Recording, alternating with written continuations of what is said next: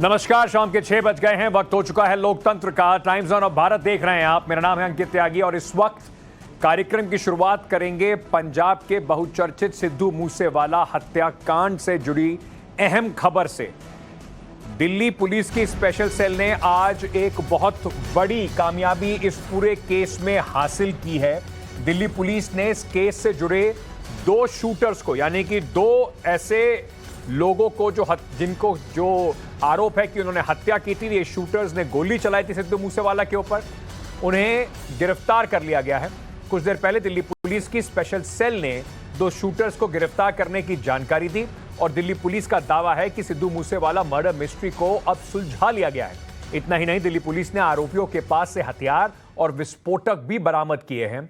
Delhi police के मुताबिक दोनों ही शूटर्स मूसेवाला केस में मुख्य आरोपी हैं। दिल्ली पुलिस ने यह भी जानकारी दी कि उनके मुताबिक गुजरात के मुद्रा से दोनों शूटर्स को गिरफ्तार किया गया है। इतना ही नहीं, दिल्ली पुलिस ने 6 शूटर्स की पहचान भी की है और बताया है कि 6 हमलावरों ने मूसेवाला पर ताबड़तोड़ फायरिंग की। इसके बाद आरोपियों के पास से ग्रेनेड लॉन्चर भी बरामद हुआ है। भारी संख्या में गोला बारूद बरामद हुआ है। एक एक करके आपको सब तस्वीरें दिखाऊंगा। और इन आरोपियों से 36 राउंड गोलियां भी मिली हैं। जिन दोनों शूटर्स को गिरफ्तार किया गया है वो दोनों गोल्डी बरार ग्रुप से जुड़े हुए हैं। वही गोल्डी बरार जो इन दिनों कनाडा में है और सिद्धू मूसेवाले हत्याकांड का मुख्य आरोपी है।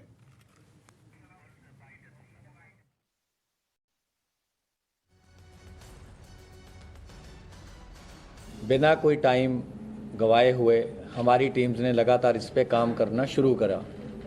हमारी सारी रेंजेस की teams, northern range, new Delhi range, southern range, south western range, CI range, सब ने इसमें बहुत ही ज़्यादा एक्सटेंसिव काम किया।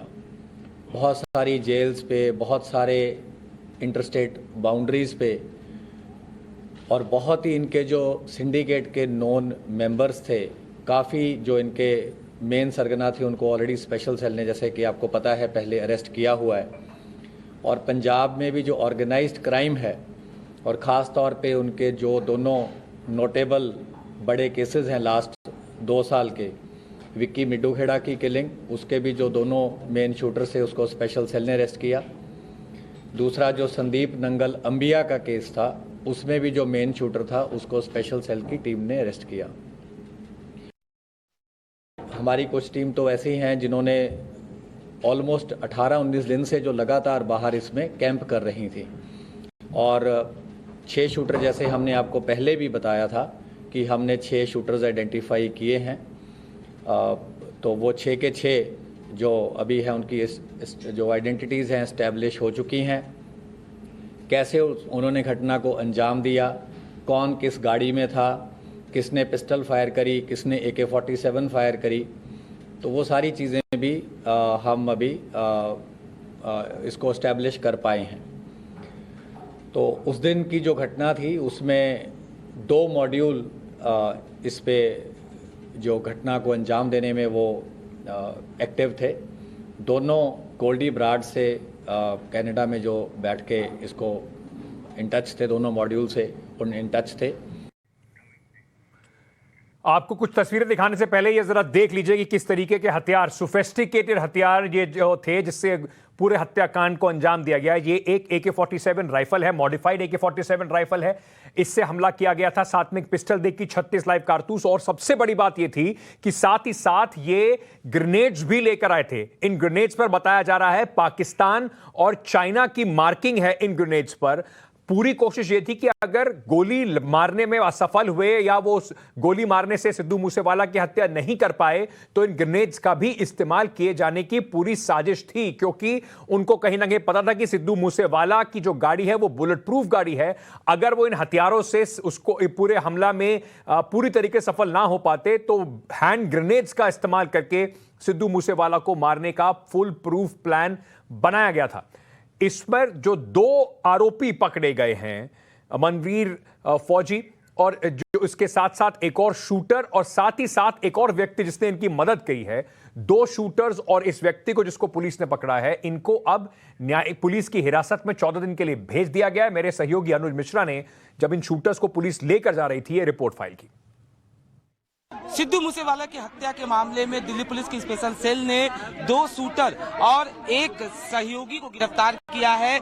आप तस्वीरों में देख सकते हैं, इसमें प्रियव्रत उर्फ फौजी एक शूटर है, जो कि पूरे बताया जा रहा है कि पूरे मामले में 2 मॉड्यूल काम कर रहा था, जिसमें से एक मॉड्यूल को लीड कर रहा था प्रियव्रत फौजी। साथ ही साथ उसके साथ दूसरा जो शूटर है वो कशिश है, और तीसरा केशव, जो कि सहयोग किया, जिसने इन शूटरों को भागने में।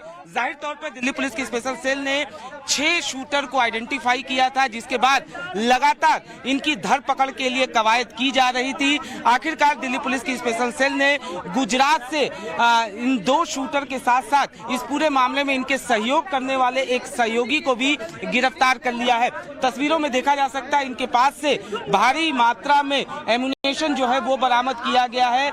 इनके पास से 8 ग्रेनेड बरामद किया गया है। इतना ही नहीं, असॉल्ट राइफल बरामद किया गया है, और कारतूस और 3 पिस्टल जो हैं वो बरामद किए गए हैं। जाहिर तौर पर एक बड़ी कामयाबी कहा जा सकता है।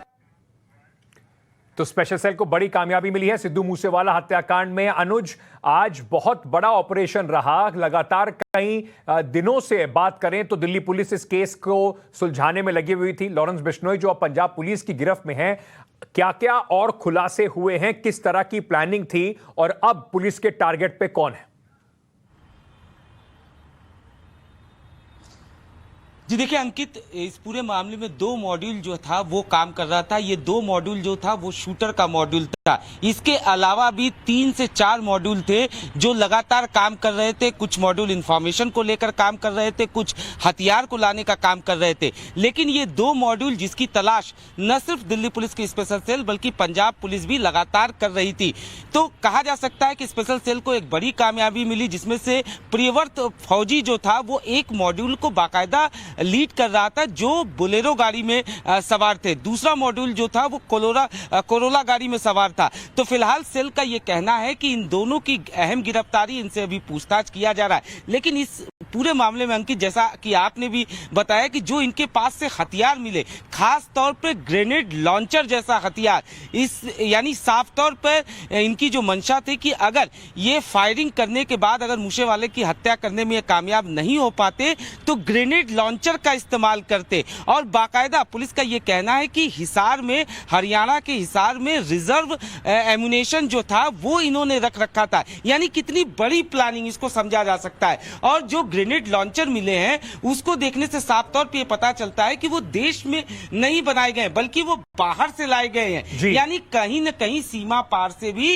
एक तरीके से कहा जा सकता है कि इनकी मदद की जा रही होगी, क्योंकि जिस तरीके से इनके पास से ये हथियार मिले हैं। एक बड़ी इंटरनेशनल साजिश, एक बड़ी इंटरनेशनल साजिश, और इस तरह की जिसमें ये समझ लीजिए कि इतना फुल प्रूफ प्लान था कि बैकअप हथियार छुपाए गए थे।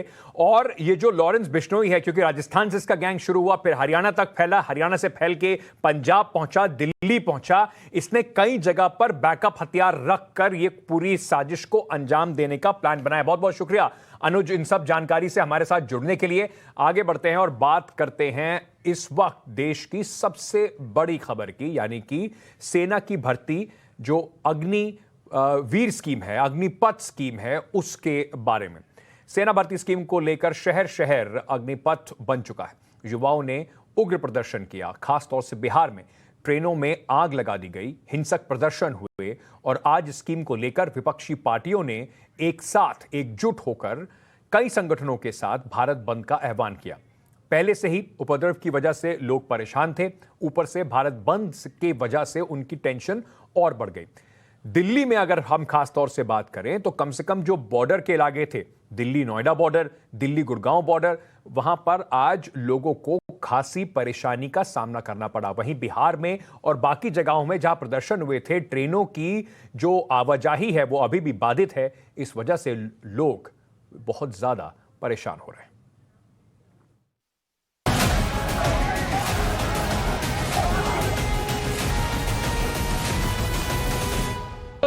बर्बादी वाला रोहन जे देखइबो ए बबुआ, बिना सोचे समझे जे ट्रेन लहकइबो ए बबुआ, तू का मलेटरी में जइबो ए बबुआ, तुका मलेटरी में जइब हे बबुआ तुका मलेटरी वर्दी वाले इस जवान की बात सुनो युवा। जवान खुद कह रहा है कि बर्बादी वाला रवैया अपनाकर क्या ही मिलिट्री में जाओगे। कौन करनिया पो देश भक्त हईब ए बबुआ तुका मलेटरी में जइब हे बबुआ तुका मलेटरी में जइब हे बबुआ। एक फौजी, एक देशभक्त खुद कह रहा है तोड़ फोड़ में क्या ही देशभक्ति है, मिलिट्री में जाकर क्या ही करोगे बबुआ। अग्निपथ को लेकर जो उत्पात देश भर में मचा है उसका असर अभी भी दिख रहा है। लोग परेशान हैं, जो रही सही कसर थी वो भारत बंद ने पूरी कर दी। सड़कें जाम है, लोग घंटों से ट्रैफिक में फंसे, कई किलोमीटर तक सिर्फ और सिर्फ गाड़ियां दिख रही हैं। ऑफिस जाने वाले लोग यही सोचते रह गए कि बॉस को क्या बहाना मारेंगे। इधर सड़कें जाम है तो वहीं बिहार पुलिस के युवाओं का जो उग्र प्रदर्शन हुआ उससे रेल का चक्का जाम है। ज्यादातर स्टेशनों पर टाइम टेबल बोर्ड पर सिर्फ कैंसिल या डिलेड लिखा है। मौजूद है Patna railway station Patna junction में, और इस रेलवे स्टेशन में प्रवेश करने के तुरंत बाद सबसे पहली चीज जो आपको नजर में आएगा वो है ये साइन बोर्ड। और ऐसे टीवी में, हर एक टीवी में यही साइन बोर्ड आपको दिखने को मिलेगा जिसमें ट्रेनों की लिस्ट है जो सारे कैंसिल हो गए। क्यों कैंसिल हुए? क्योंकि आज भारत बंद की बुलावा था और उसी के लिए ये सारे ट्रेन कैंसिल किए गए। इन बच्चों को मुंगेर पहुंचना है, परीक्षा है, लेकिन कश्मकश है कि जाएं कैसे। एक महिला लखीसराय से 150 किलोमीटर का सफर तय करके पटना पहुंची कि बेटे की कोचिंग शुरू हो गई है, कोटा की ट्रेन पकड़ा दे, लेकिन यहां आकर पता चला कि ट्रेन ही कैंसिल हो गई। किसी को दफ्तर ज्वाइन करने इंदौर जाना था, तत्काल में टिकट बुक कराया, लेकिन ट्रेन कैंसिल। 21 तारीख से एग्जाम था मुंगेर यूनिवर्सिटी में ना। अच्छा, एग्जाम भी कैंसिल हो गया। तो एग्जाम कल से एग्जाम है, तो क्या होगा अभी? अब देखिए एग्जाम कैंसिल कराने का साथ चल रहा है बात, अब देखिए क्या होता है, पर हम लोग अभी पता नहीं चला है मतलब अगर यहाँ रह जाए, कैंसिल अगर नहीं हो तो फिर तो एग्जाम छूट जाएगा ना, इसलिए हम लोग घर जाके सोचे वहाँ से जो बाइक से भी जा सकते हैं, वहाँ से बाइक से भी जा सकते हैं। मैम आप लोग कहाँ जाने का? हाँ, कोटा जाना। और आप लोग का ट्रेन का रिजर्वेशन था? हाँ, कौन सा ट्रेन? कोटा एक्सप्रेस। और ट्रेन का हालत क्या, अभी कैंसिल है कि चल? अभी जस्ट वो सुने कि रद्द हो गया। ट्रेन रद्द हो गया? हाँ, तो आप कितने देर से इंतजार कर रहे हैं स्टेशन? सुबह से 5 बजे आए। सुबह 5 बजे से। ट्रेन का टाइम क्या था? पौने के 12। पौने 12। हाँ। तो सुबह 5 बजे से लेके पौने 12 तक, मैंने सुबह 5 बजे से लेके अभी तक आप वेट कर रहे हैं, और पौने 12 का जो ट्रेन है अभी आपको मालूम चल रहा है कैंसिल। पटना पहुंचता हूं तो जब मैं अकाउंट वहाँ इंक्वायरी में चेक कर रहा हूं तो मेरी टिकट ट्रेन जो है वो कैंसिल मिल रही है, मिल पा रही है। मैं बड़ी मुश्किल से यस्टरडे वो तत्काल में बुक करा था क्योंकि मेरा अर्जेंट वहाँ जाना जरूरी है। जॉब। कहाँ जा रहे हैं आप? मैं इंदौर जाने वाला था। काम के लिए? जी, मैं वहाँ जॉब करता हूँ और मुझे अर्जेंट ज्वाइन करने थे। सबसे ज्यादा उत्पात बिहार के दानापुर में मचा था। यहाँ कई ट्रेनों की कोच को उग्र भीड़ ने आग के हवाले कर दिया था। अग्निपथ को लेकर यहाँ जो आग का आतंक मचा था उसका नतीजा क्या है, अब वो देखिए।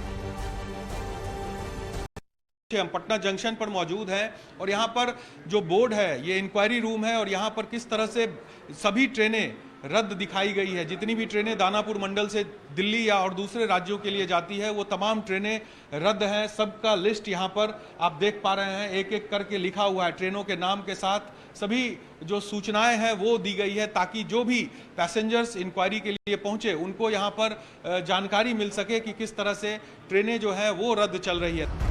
कई ट्रेनें रद्द हैं तो कई ट्रेन घंटों घंटों लेट। कोई घंटों से स्टेशन पर फंसा है तो कोई किसी तरह से एक स्टेशन से दूसरे स्टेशन बड़ी मुश्किल से पहुंच रहा है। हम जाने रहे, मेरी बहन आ रही है, ट्रेन का वेट कर रहा हूँ। कहाँ से आ रही है वो? बनारस से। अच्छा, वो ट्रेन समय पे है? हाँ नहीं, अभी वो ट्रेन समय पे नहीं है। कितना लेट है? 1 आवर लेट है वो। अच्छा, और कहीं पे उनका कोई प्रॉब्लम हुआ रास्ते पे? हाँ, वो आ रही थी कर्नाटक से, वो पहले बनारस तक, उनको फिर 3 दिन का हॉल्ट लेना पड़ा बनारस में, उसके बाद फिर आना पड़ा पटना। आप कहाँ से आ रहे हैं? मैं बरेली से अक्सर आ रहा हूँ एग्जाम देकर। कल सुबह बनारस पहुँचा, वहाँ सारी ट्रेन कैंसिल रही। करीब 7 से 8 घंटा हमको बनारस में जैसे तैसे रहना पड़ा। फिर किसी तरह से पटना पहुँचा, रात भर पटना में जैसे तैसे रहा और अभी मैं जा रहा हूँ। इंतजार कर रहे हैं 5-6 घंटे से। ये लोग बता रहे हैं शाम को ट्रेन है। हाँ, कितनी दिक्कत हो रही है? बहुत दिक्कत है, लेकिन क्या करेंगे, जाना ही पड़ेगा। आलम यह है कि अग्निपथ स्कीम को लेकर हुए प्रदर्शन की वजह से अभी तक कुल 181 मेल एक्सप्रेस और 348 पैसेंजर ट्रेनें कैंसिल हो चुकी हैं और कितनी ट्रेनें लेट हैं इसका अंदाजा ही नहीं। पटना से दिल्ली तक चलने वाली ट्रेनों का हाल देख लीजिए, कहीं 100 वेटिंग है तो कहीं नॉट अवेलेबल। फ्लाइट की टिकटें जो आमतौर पर 5,000 हुआ करती थी वो 10 से 15,000 की हो गई हैं। कुछ फ्लाइट्स की टिकट तो 30,000 में मिल रही है। तो लोगों को जबरदस्त परेशानी का सामना करना पड़ रहा है। और इसी खबर से जुड़ी हुई एक ब्रेकिंग न्यूज आपको बता देते हैं। पटना में जो वायलेंस आपने देखी, जो हिंसा आपने देखी, उसके बाद पुलिस ने इस वक्त की जो बड़ी खबर आ रही है, पटना के जो कोचिंग इंस्टीट्यूट है जहां पर बच्चे एग्जामिनेशन की तैयारी करते हैं, वहां पर रेड करनी शुरू कर दी है। ये लाइव तस्वीरें, एक्सक्लूसिव तस्वीरें इस वक्त आप टाइम्स ऑन भारत पर देख रहे हैं। गुरु रहमान कोचिंग इंस्टीट्यूट पर छापेमारी चल रही है। पटना पुलिस ने इंस्टीट्यूट में छापा मारा है। दानापुर में हिंसक प्रदर्शन को लेकर केस जो दर्ज हुआ है उसमें इस कोचिंग सेंटर का भी नाम है। तो ये आप तस्वीरें देख रहे हैं इस वक्त जहां पर कोचिंग सेंटर्स के ऊपर छापामारी कर रही है पटना की पुलिस। अब ये कोशिश करने में कि किस तरीके से, क्यों इतने बड़े पैमाने पर हिंसा हुई पटना और उसके आसपास के इलाकों में। मेरे सहयोगी साकेत इस वक्त हमारे साथ लाइव जुड़ रहे हैं। साकेत, लगातार आप सुबह से बता रहे थे कि पुलिस वालों के निशाने पर कई कोचिंग इंस्टीट्यूट हैं, एक जो आपके पीछे है वहां पर पुलिस की टीम पहुंच गई है।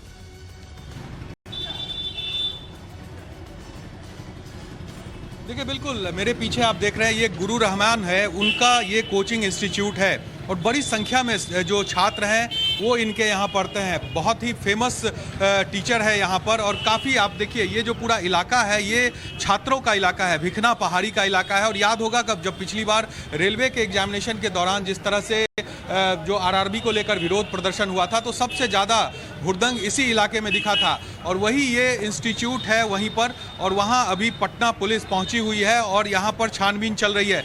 चूँकि जो आरोप है कि गुरु रहमान ने एक वीडियो बनाया था जो वायरल हुआ है, उसमें उन्होंने जो प्रदर्शनकारी है उनको एकजुट कर रहे थे उस वीडियो के जरिए, और वो पुलिस के हाथ लगा है जो हमें जानकारी मिल रही है। और उसी आधार पर इनका एफआईआर इनके ऊपर दानापुर में दर्ज किया गया है। और वहां के बाद यहां पटना पुलिस उनके इस कोचिंग इंस्टीट्यूट में पहुंची है और यहां पर छानबीन की जा रही है, उनसे बात की जा रही है कि आखिर उनकी कितनी संलिप्तता है इसमें। और बड़ा ये जो पूरा इलाका है वो मैं बार बार आपको तस्वीर दिखा रहा हूँ, ये छात्रों का इलाका है। हर जगह आप देखिए छात्र अभी भी जो बैग लटका के पढ़ाई लिखाई करने वाले जो छात्र हैं वहां आपको दिख जाएंगे इस सड़कों पर। साकेत, क्या आप कुछ छात्रों से बात कर सकते हैं? क्योंकि एक तरफ कहीं ना कहीं ये बात की जा रही है कि कुल मिलाकर ये साजिश भी हो सकती है, लेकिन ऐसा तो नहीं है कि छात्रों को इसको लेकर गुस्सा नहीं है, अग्निपथ स्कीम को लेकर गुस्सा नहीं है। क्या कुछ लोगों से बातचीत हो सकती है? और मैं जरा पीछे जो आपके तस्वीरें हैं थोड़ा सा इनको और क्लोजअप में दिखाएं, किस तरीके से पुलिस वहां पर रेड कर रही है।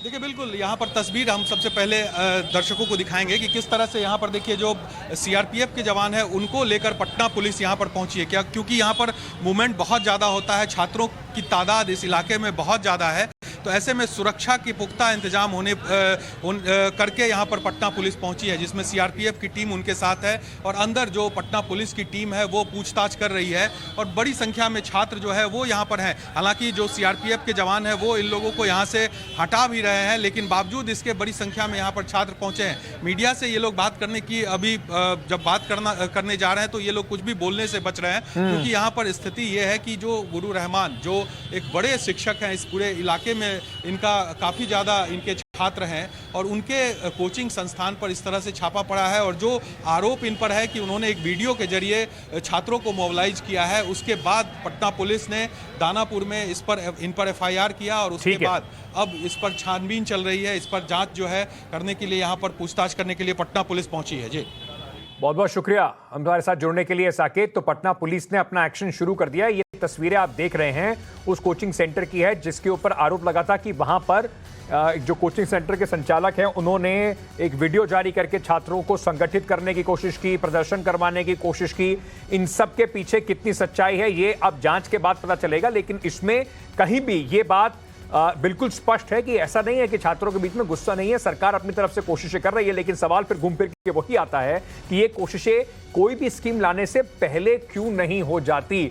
2 साल से 3 साल से जो छात्र इंतजार कर रहे थे भर्ती का, अब उन जिनका मेडिकल हो गया, जिनके डॉक्यूमेंट सारे जमा हो गए, अब उन्हें कहा जा रहा है फिर से लाइन में खड़े हो जाइए और तैयारी कीजिए अग्निवीर के थ्रू फौज में जाने की। चलिए आगे बढ़ते हैं और बात करते हैं इसी से जुड़े हुए भारतीय जनता पार्टी के नेता कैलाश विजयवर्गीय के एक बयान की। 4 साल बाद जो अग्निवीर, भारत की सेना जिसमें लोगों को इतना गर्व होता है, सिपाही को एक वर्दी को देखकर गर्व होता है, कैलाश विजयवर्गीय साहब ने कहा कि 4 साल बाद जो अग्निवीर जो सेना में भर्ती हो जाएंगे, जब वो बाहर निकलेंगे, उनमें से 75% अग्निवीरों के लिए कैलाश विजयवर्गीय जो भारतीय जनता पार्टी के एक बड़े नेता हैं, मध्य प्रदेश से आते हैं, उनके पास एक बड़ा सिंपल प्लान है। परेशानी की कोई बात नहीं। आप सब छात्र पूछ रहे थे कि क्या होगा, वो कह रहे हैं कि आपके लिए मेरे पास एक प्लान है। कैलाश विजयवर्गीय कहते हैं कि बीजेपी के दफ्तर में सिक्योरिटी गार्ड की नौकरी तो अग्निवीर जो निकल के आएंगे उनकी पक्की है। अब आपको चाहे कुछ भी लगता हो, सेना के सम्मान के कुछ लोगों को इसमें ठेस भी दिखाई पड़ रही है, लेकिन कैलाश विजयवर्गीय कह रहे हैं कि देखिए, अगर आप अग्निवीर हैं और आप 4 साल बाद बाहर जब आएंगे तो बीजेपी के दफ्तर में कैलाश विजयवर्गीय जी संपर्क कर लीजिएगा, वो आपको वहां पर चौकीदार की नौकरी के लिए बिल्कुल नियुक्त करने को तैयार है। मुझे अगर इस ऑफिस में, बीजेपी के ऑफिस में सिक्योरिटी रखना है तो मैं अग्निवीर को प्राथमिकता दूंगा। ये है कैलाश विजयवर्गीय। इनकी पार्टी सत्ता में है, युवाओं को अग्निवीर बना रही है और ये अग्निवीरों को अपने ऑफिस में सिक्योरिटी में तैनात करना चाहते हैं। मुझे अगर इस ऑफिस में, बीजेपी के ऑफिस में सिक्योरिटी रखना है तो मैं अग्निवीर को प्राथमिकता दूंगा। जिस राज्य से कैलाश विजयवर्गीय आते हैं, मध्य प्रदेश, वहां की सरकार ने इन्हें पुलिस में भर्ती के लिए प्राथमिकता देने का ऐलान किया है, लेकिन ये अग्निवीरों को बीजेपी ऑफिस की सुरक्षा का जिम्मा सौंपना चाहते हैं।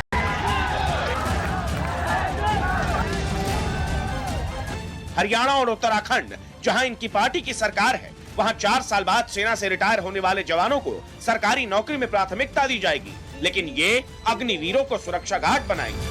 जो युवा देश की सुरक्षा करने का सपना संजो रहे हैं, कैलाश विजयवर्गीय उनसे बीजेपी दफ्तर की रखवाली करवाएंगे। जब वो ट्रेनिंग लेगा और 4 साल की सेवा करने के बाद निकलेगा, 17.5 साल से 23 साल तक की उम्र, यदि वो 21 साल में भी भर्ती होता है, 4 साल काम करता है तो 25 साल।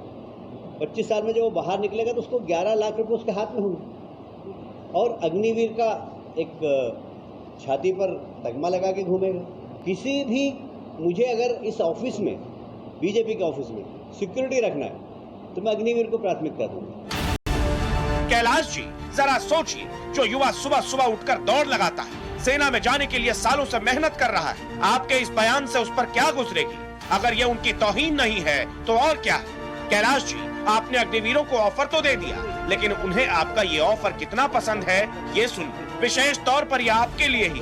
गार्ड की नौकरी से मैं समझता हूँ कि कोई नौकरी नहीं, क्योंकि अगर वो बंदा इतनी मेहनत करता है, वो करता है, तो अगर वो इतनी मेहनत वो किसी और सेक्टर में के लिए कर ले कि बाद में उसकी जिंदगी सफल हो जाएगी। लेकिन किसी भी कार्यालय के किसी भी नेता का लड़का फौज में नहीं है। हम जो फौजी रिटायर्ड है या जो पुलिस वाले हैं या जो जैसे भी नॉर्मल मिडिल क्लास वाले लोग हैं ना, उन्हीं के लड़के भर्ती मांग, या तो सर मांग है, या तो सरकार का भी कार्यकाल 1 साल करो, 2 साल करो, है ना। सरकार का भी कार्यकाल किया है, 2 साल करो, या तो जितने भी सरकारी है सबका 1-2 साल कार्यकाल करो। अब वो 4 साल के बाद जब वो आएगा रिटायर, और क्या पता किसी का हाथ ना हो, पैर ना हो, तो उसका तो लाइफ करियर बर्बाद है ना। उसे तो कोई गार्ड की नौकरी भी नहीं देगा ना अगर उसका एक हाथ नहीं होगा। कैलाश जी, यही दर्द है इन युवाओं का। काश आप समझ पाते तो आपके जुबान से जो निकला शायद नहीं निकलता। कैलाश जी, आपकी बात सही है, लेकिन लहजा सही नहीं। ये सच है कि सेना से रिटायर होने के बाद पूर्व सैनिक प्राइवेट सिक्योरिटी एजेंसियों में सुरक्षा का जिम्मा जरूर संभालते हैं। मिसाल के तौर पर बीएचयू को देखिए, यूनिवर्सिटी में आंतरिक सुरक्षा की कमान पूर्व सैनिकों पर है। यहाँ पे ex serviceman approximately 1000 to 1100 job करते हैं और वो उनकी लाइफ अच्छी है और यहाँ पे बहुत कंफर्टेबली ड्यूटी करते हैं, कंफर्टेबली रहते हैं। हमने उनका रहने का व्यवस्था अच्छा है, खाने का मेस है और सारी सुविधाएं हैं, लाइट पानी का, और सैलरी भी अच्छी है। गार्ड को अप्रोक्सीमेटली 25,000 और सुपरवाइजर को अप्रोक्सीमेटली 35,000 टोटल सैलरी पड़ती है। वो सब टोटल एक्स सर्विसमैन है और मैं सिक्योरिटी अफसर हूँ। मैं भी एक्स सर्विसमैन हूँ, लेकिन मैं गवर्नमेंट ऑफिसर हूँ। ऐसे कई मौके जरूर हैं लेकिन सवाल तो ये उठता है कि 75% अग्निवीर जिन्हें 4 साल के बाद सेना से रिटायर होना पड़ेगा, क्या उन सबको अच्छी नौकरी मिल पाएगी? पहले सेना से रिटायर्ड हुए और उसके बाद आपको 22 साल सेना में गए। आपको लगता है कि बीएचयू जैसी अगर और संस्थाएं जहां पर सिर्फ सेना के जवानों को ही प्रोक्टोरियल बोर्ड में लिया जाता है तो कुछ बेहतर तस्वीर हो सकती है? हो सकती है, बेहतर हो सकता है,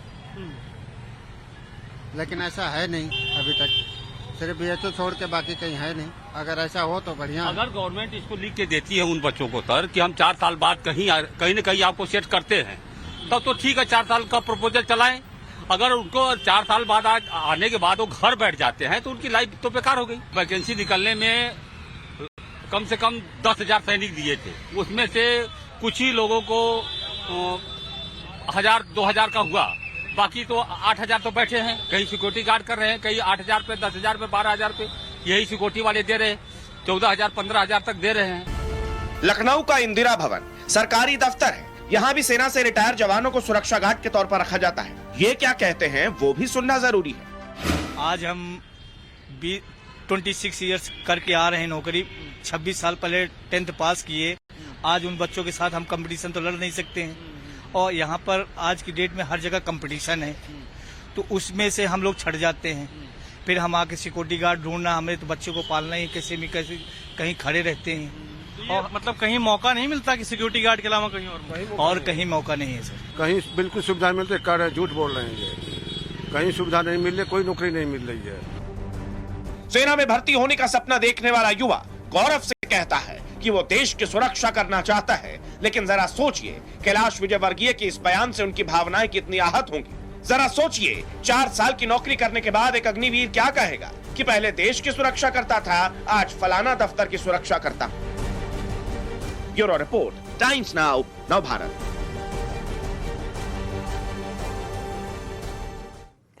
अब कैलाश विजयवर्गीय ने जो बोल दिया उसके बाद राजनीतिक उन्माद तो बिल्कुल होना ही था। छात्रों की बात आपने सुनी, जो पूर्व सैनिक हैं उनकी बात आपने सुनी, कितना ओछा लगता है ऐसा सुनने में। इस पर राजनीतिक हमला भी हुआ कैलाश विजयवर्गीय के ऊपर। इस स्कीम के लॉन्च होते ही आपने सोच लिया है कि मेरे पॉलिटिकल पार्टी के दफ्तर में अगर मुझे गार्ड रखना है तो मैं अग्निवीर को रखूंगा, तो आप उसको कहाँ मान सम्मान दे रहे हैं? आपकी अगर सोच ऐसी है, अगर आपने इस प्रकार की बात को पब्लिक में कहा है, आप समझ सकते हैं कि इनके पीछे नीयत क्या है। इनको तो आप चौकीदार बनाना चाहते हैं। आर्मी, नेवी, एयरफोर्स में ये एक ऑनरेबल प्रोफेशन है, आप ऐसा ट्रीट नहीं कर सकते। सब बातें करके अग्निपथ और अग्निवीर की योजना के बारे में भाजपा की क्या मानसिकता है, ये कैलाश जी ने अपने मुंह से बता दिया है। ये बच्चे सेना में वॉचमैन होने के लिए नहीं जाते हैं। तो आपने देखा किस तरीके से यहां पर राजनीति भी इस पर गरमाई हुई है। अब अग्निपथ स्कीम को लेकर बिहार में जो विरोध प्रदर्शन हुआ उसके बाद एहतियातन कई जिलों में इंटरनेट पर रोक लगा दी गई। करीब 20 जिले ऐसे हैं जहां पर कोई इंटरनेट नहीं है। इंटरनेट बैन के बाद कई युवा आसपास के जिलों के बॉर्डर इलाकों में, उत्तर प्रदेश से लगे हुए जो बिहार के जिले हैं, वहां पर पहुंचकर इंटरनेट की सुविधा का इस्तेमाल करने की कोशिश कर रहे हैं। इस बीच एक दुखद खबर यह भी आई कि बक्सर में गंगा किनारे जाकर उत्तर प्रदेश के जिलों से इंटरनेट कनेक्शन लेने की कोशिश में कुछ युवा गंगा नदी में बह गए।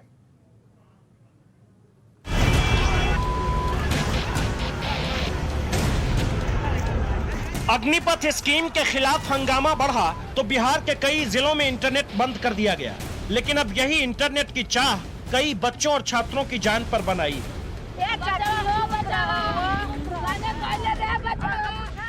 ये तस्वीरें गवाह है कि बिहार के बक्सर जिले में इंटरनेट की चाह में छात्र और युवा किस हद तक चले जा रहे हैं। अभी गंगा किनारे लोगों की भीड़ बढ़ रही है। चूंकि बक्सर और उत्तर प्रदेश की दूरी कम है तो गंगा किनारे से इंटरनेट का कनेक्शन मिल जाता है, लेकिन ये चाह अब कुछ की जिंदगी पर बनाई है। बक्सर के ही कोइरपुरवा मोहल्ले के प्रकाश की मौत ने पूरे जिले को हिलाकर रख दिया है। पिछले 3 दिनों से बक्सर में प्रशासन की ओर से इंटरनेट बंद है और इसी के बाद गंगा किनारे युवाओं की भीड़ बढ़ी है। हर किसी की कोशिश है कि वो किसी भी तरह से अपने मोबाइल में इंटरनेट को जोड़ ले। कुछ के मोबाइल में इंटरनेट का कनेक्शन जुड़ भी जाता है, लेकिन ये सब बहुत आसान नहीं है। जब से नेट बंद हुआ है तब से बच्चे मतलब लगातार गंगा घाटों के किनारे उत्तर प्रदेश का कनेक्शन करने का प्रयास कर रहे हैं। लगभग भीड़ बहुत ज़्यादा संख्या में यहाँ जुटी रहती है। और उसी क्रम में कुछ बच्चे नहाने उन्हें क्रम में उस पार भी जा रहे हैं, जहाज से कूद रहे थे। उसी क्रम में 5 बच्चे गए थे उजियार जहाज से, जिसमें से 4 कूदे, एक मतलब नहीं निकल पाया, 3 निकल गए हैं। इंटरनेट आज की तारीख में जिंदगी का एक जरूरी हिस्सा है, लेकिन इस जरूरत में लोग कई बार सब कुछ भूल जाते हैं। अभी गंगा घाट पर पढ़ने वाले, काम करने वाले, इंटरनेट से ही जुड़कर अपनी रोजी रोटी चलाने वाले हर तरह के लोगों की संख्या ज्यादा है। खबर तो यही है कि इंटरनेट का कनेक्शन कमजोर था तो प्रकाश ने गंगा नदी में नाव पर बैठकर कुछ दूरी भी तय की। फिर दोस्तों के साथ अचानक प्लान बनाया कि गर्मी में गंगा स्नान भी कर लिया जाए, लेकिन ये फैसला उसकी जिंदगी का आखिरी फैसला साबित हुआ। जब से प्रकाश की मौत की खबर आई है, उसके बाद से गंगा किनारे लगी भीड़ अचानक कम हो गई है। प्रशासन ने सतर्कता बढ़ा दी है, लोगों से कहा है जिंदगी जरूरी है और जिंदगी रहेगी तभी इंटरनेट काम आएगा। बक्सर से संतोष ठाकुर के साथ bureau report, times now, Navbharat. चलिए, अब वक्त हो चुका है हमारी स्पेशल रिपोर्ट का, जिसमें हम आज आपको दिखाएंगे किस तरीके से मुस्लिम धर्मगुरु और नेता मौलाना तौकीर रजा की वो अपील जिस पर देश में एक बड़ी बहस छिड़ गई है। दरअसल तौकीर रजा ने प्रधानमंत्री नरेंद्र मोदी को कलमा पढ़ने और इस्लाम कबूल करने की नसीहत दे डाली। तौकीर रजा ने ऐसा क्यों किया और क्यों ऐसा कहा, इस पर देखिए हमारी इस विशेष रिपोर्ट।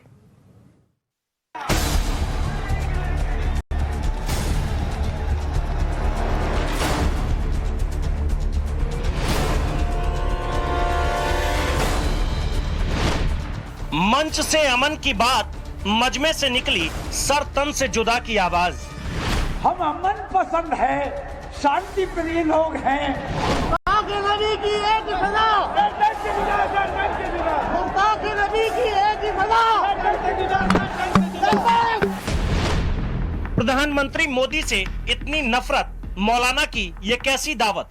नरेंद्र मोदी, अगर तुम ईमानदारी से मोक्ष का रास्ता चाहते हो, आओ नरेंद्र मोदी, कलमा पढ़ो, दावत इस्लाम। भारत सरकार से अदावत, भड़काऊ भाईजान मानेंगे यूएन की हुकूमत। क्या हमें इस बेईमान हुकूमत को कोई ज्ञापन देना चाहिए? अब तुमसे कोई बात नहीं की जाएगी, अब तुमसे तुम्हारे साथ कोई मामला नहीं रखा जाएगा। अगर शिकायत की जाएगी तो इंशाअल्लाह यूएन में शिकायत की जाएगी। लगातार 2 जुमे के जलसे को टालने के बाद मौलाना तौकीर रजा ने रविवार को तकरीर की। मकसद बीजेपी की निलंबित नेता नुपुर शर्मा के विवादित बयान का विरोध।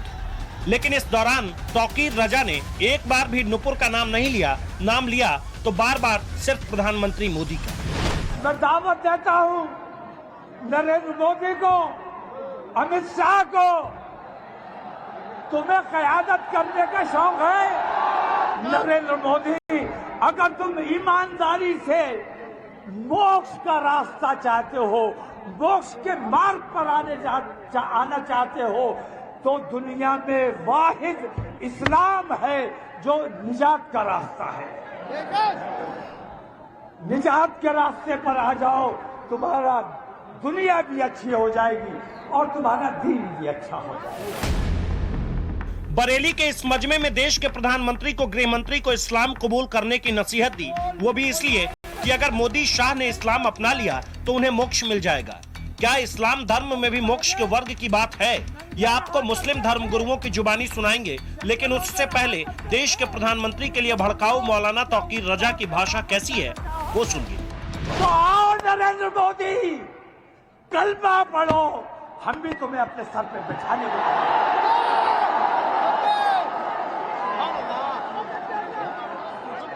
दावत इस्लाम, जिस तरह हमारे हिंदू भाई हमें पीछे ले जाने की कोशिश करते हैं, उस तरह हम अपने हिंदू भाइयों को आगे ले जाने की दावत दे रहे हैं। आओ हमारे साथ, हम तुम्हें तरक्की की राह पर लेके जाना चाहते हैं।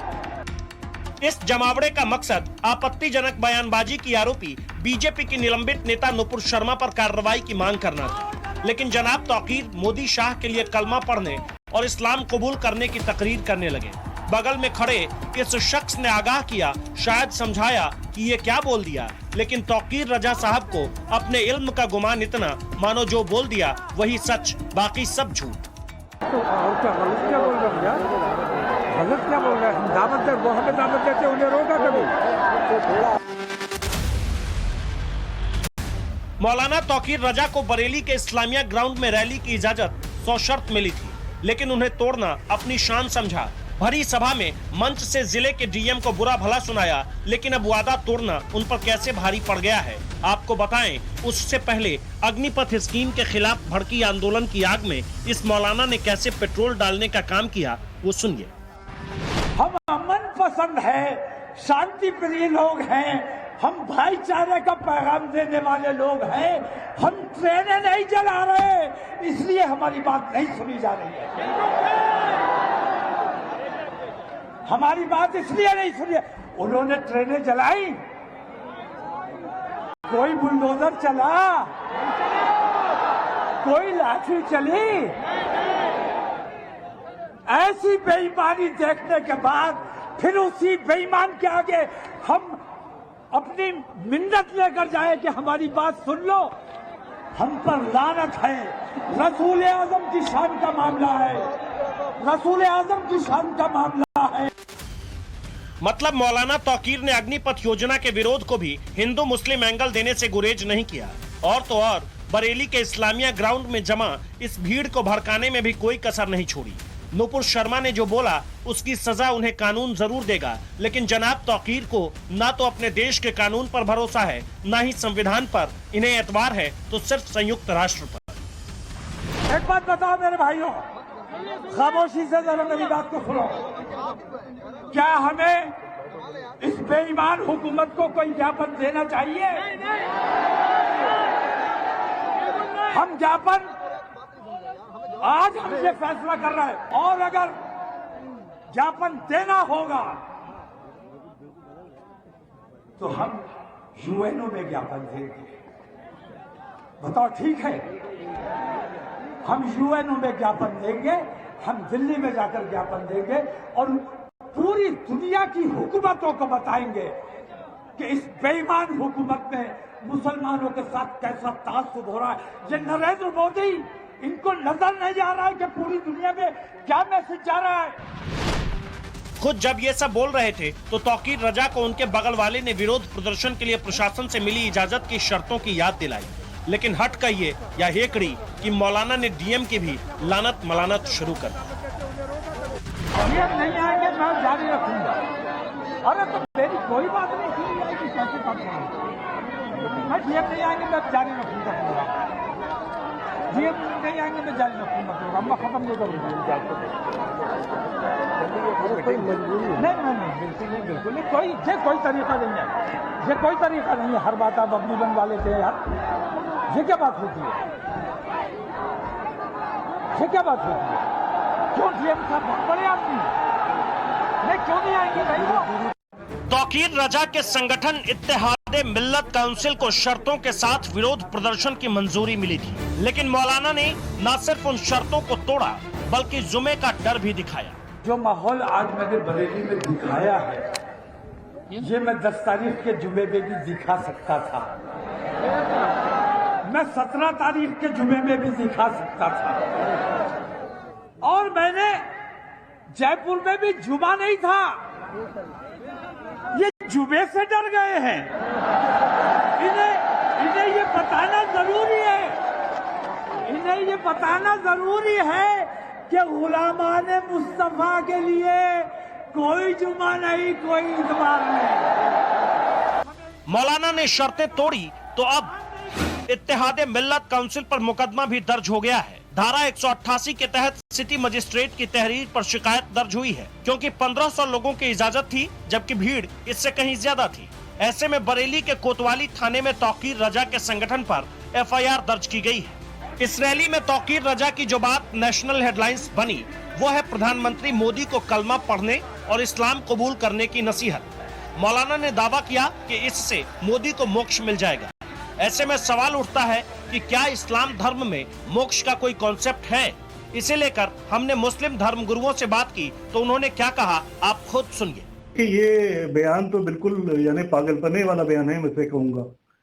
और मौलाना तौकीर रजा साहब कांग्रेसी एक नेता हैं और वो इस तरीके के भड़काऊ बयान देते हैं। दूसरी बात ये मोक्ष की बात जहाँ तक है तो मोक्ष क्या मौलाना तौकीर रजा साहब को मालूम है कि उनका मोक्ष उनको मिलेगा? ये हमको मालूम है कि हमको मोक्ष मिलेगी? हमारे इस्लाम में तो है कि हर मुसलमान को अल्लाह की बारगाह में मग़फ़िरत और निजात की दुआ करना चाहिए, क्योंकि किसी को यकीनी तौर पर नहीं मालूम है कि उसकी मग़फ़िरत होगी, उसको उसकी बख्शिश होगी, उसको मोक्ष मिलेगा। कि इस्लाम मजहब तो ये कहता है कि लकुम दीनुकुम वलिय दीन, तुम्हारा दीन तुम्हारे साथ, हमारा दीन हमारे साथ। तो आप अपने को इस तरीके से बना के पेश कीजिए कि लोग आपका किरदार देख के इस्लाम की तारीफ करें। ऐसा इस्लाम में कोई कंसेप्ट नहीं है। तुम अच्छे अमल करोगे तो तुम्हें जजा मिलेगी, खराब अमल करोगे तो तुम्हें सजा मिलेगी। तो इस तरीके से हमारे यहाँ मोक्ष प्राप्ति का कोई कंसेप्ट हमारे यहाँ मजहब इस्लाम में नहीं है। इस्लाम के बड़े जानकार मौलाना एजाज अतहर ने तो तौकीर रजा के खुद को मौलाना कहने पर ही सवाल उठा दिए। तो इस बात पर हैरत है कि वो मौलाना तौकीर रजा साहब हैं, वो अपने को मौलाना कहते हैं और उनके फॉलोअर्स मानने वाले भी उनको मौलाना कहते हैं कि मौलाना है। मगर एक मौलाना होते हुए वो एक ऐसी बात कर रहे हैं कि जो एक इस्लाम मजहब का मदरसे का एक तालिब इल्म भी इब्तिदाई दर्जों का हो वो भी ये बात नहीं कहेगा, इसलिए कि इस्लाम में इस तरह की कोई बात नहीं है, मोक्ष प्राप्ति की बात नहीं है। क्या आपने ला इलाहा इल्लल्लाह कह दिया, मोहम्मदुर रसूलुल्लाह कह दिया तो आप सीधे सीधे इस्लाम जन्नत में दाखिल हो गए, चले गए? अलीगढ़ मुस्लिम यूनिवर्सिटी एजुकेशनल बोर्ड के सदस्य और इस्लाम के विद्वान मुफ्ती शमून कासमी ने भी तौकीर रजा के बयान को मजहबी कम और सियासी ज्यादा बताया। प्रधानमंत्री और गृह मंत्री अमित शाह और प्रधानमंत्री नरेंद्र मोदी को टारगेट करना ये बिल्कुल ऐसा ही है कि जैसे किसी बड़े आदमी को टारगेट करके अपने आप को बराबरी में लाके खड़ा करना हो। ये क्योंकि बहुत दिन तक अरविंद केजरीवाल के साथ रहे हैं तो अरविंद केजरीवाल का भी यही अंदाज था कि आप ऐसे आदमी को टारगेट करो, खुद ब खुद ही बड़े हो जाओगे। इसलिए मैं कहना चाहता हूं कि इस्लाम तो खुद अपने में एक बहुत सक्षम है और बहुत ही अमन और भाईचारा और सलामती की बात करता है। और लकुम दीनुकुम वलिय दीन, तुम्हारा दीन तुम्हारे लिए, हमारा दीन हमारे लिए, वो इस पर अमल करता है। कहा तो ये भी जाता है कि इस्लाम में आप इस जीवन में किसी को मोक्ष का भरोसा नहीं दे सकते, क्योंकि कयामत के दिन ही लोगों को पता चलेगा कि उन्हें अल्लाह ने कबूल किया है या नहीं। इस्लाम में मोक्ष की बात कितनी सही है, इसे लेकर हमने मेरठ के लोगों से बात की तो यहाँ के लोगों ने तौकीर रजा की बातों का समर्थन किया। तो मैं तो समझता हूँ कि तौकीर रजा ने जो कहा है कि अगर वो इस्लाम कबूल कर लेंगे तो जाहिर है उनको एक तरीके से जो अच्छा काम करेंगे तो उनको एक शांति मिलेगी और अल्लाह ताला जिस तरह से मुसलमानों का अकीदा है कि कलमा पढ़ने से अल्लाह ताला उसको हिदायत देते हैं और उनकी अच्छाई होती है, उसी तरह से अगर ये कलमा पढ़ लेंगे तो इनके साथ भी अल्लाह ताला अच्छाई करेगा और इनको अच्छा उसका रिजल्ट मिलेगा। आज जो भी कुछ मुल्क में हो रहा है ये हकीकत है कि इसमें भेदभाव है और भेदभाव ये कि नाबालिग छोटे छोटे बच्चों को पुलिस ने इतना बजाया है लठ और आज करोड़ों अरबों रुपए की संपत्ति इन फौजियों ने, बनने वाले फौजियों ने फूंक दी। उसके बारे में कोई एक लफ्ज़ ना हमारे प्रधानमंत्री जी बोल रहे हैं, ना हमारे अमित शाह जी बोल रहे हैं और ना हमारे योगी जी बोल रहे हैं, जिनका बलडोजर 24 घंटे बेगुनाह लोगों के लिए खड़ा रहता है। लेकिन खुद तौकीर रजा है कि वो योगी आदित्यनाथ के मुरीद बन चुके हैं। उनके मुताबिक योगी बिना किसी भेदभाव के काम कर रहे हैं। हमें उत्तर प्रदेश शासन से किसी दूसरे की कोई दिक्कत नहीं है। हमें आदित्य योगी नाथ सबसे ज्यादा नापसंद थे, लेकिन एक मिनट सुनो, पूरी बात सुनो, बात सुनो यार। सबसे ज्यादा नापसंद थे नरेंद्र मोदी से भी ज्यादा है। लेकिन पिछले दिनों कई वाकयात ऐसे हुए जिसमें योगी आदित्यनाथ ने ये साबित किया कि वो राजधर्म का पालन कर रहे हैं। ये योगी के बुलडोजर एक्शन का डर है या फिर वजह कुछ और है, ये तो तौकीर रजा ही जाने। लेकिन लगता है कि अपनी तकरीर में उन्होंने मोक्ष का जिक्र कर खुद ही भद पिटवा ली है। इस्लाम में कहीं भी मोक्ष प्राप्त का कोई कॉन्सेप्ट नहीं है, पुनर्जन्म का कोई कॉन्सेप्ट नहीं है। जन्नत किसको, दोजख किसको कैसे मिलेगी, ये मेरे अमाल, मेरे कर्मों पे वो आखिरत के दिन डिसाइड होगा। तो मौलाना तौकीर साहब बहुत बड़े इमाम हैं और उनको इस तरह की बात नहीं कहनी चाहिए। उनके बहुत सारे फॉलोअर हैं और ऐसा कोई कॉन्सेप्ट नहीं है इस्लाम में। मोक्ष का कोई कॉन्सेप्ट मुसलमानों में है नहीं। और दूसरी चीज़, आप किसी को ऑफ़र कर रहे हैं, वो भी ऐसे व्यक्ति को ऑफ़र कर रहे हैं जो देश का प्रधानमंत्री है, गृह मंत्री है, उसको आप इस तरह की बातें कर रहे हैं। अगर किसी को कोई ऑफ़र करना है, दावत देना है, वो अलग सी बात है, लेकिन आप इस माहौल में इस तरह का एक प्रोपेगेंडा बनाएंगे, लोगों को भड़काऊ चीज़ें बताएंगे, तो ये ठीक नहीं है। आप इस लेवल पर अगर किसी को कोई धर्म अपनाना होगा तो वो उसका सेल्फ डिसीजन होता है। किसी के भी बारे में, मोदी जी तो राष्ट्र के प्रधानमंत्री हैं और एक दूसरे अमित शाह जी जो हैं वो गृह मंत्री हैं, तो मैं तो कहता हूँ किसी भी सामान्य व्यक्ति के लिए भी ऐसे शब्दों का प्रयोग नहीं करना चाहिए। जाहिर है मौलाना तौकीर रजा मजहबी से ज्यादा सियासी शख्सियत है। ऐसे में बरेली के मजमे में मोदी शाह पर उनके टारगेट का मकसद पॉलिटिकल माइलेज लेने से ज्यादा कुछ भी नहीं है। ब्यूरो रिपोर्ट, टाइम्स नाउ, नव भारत।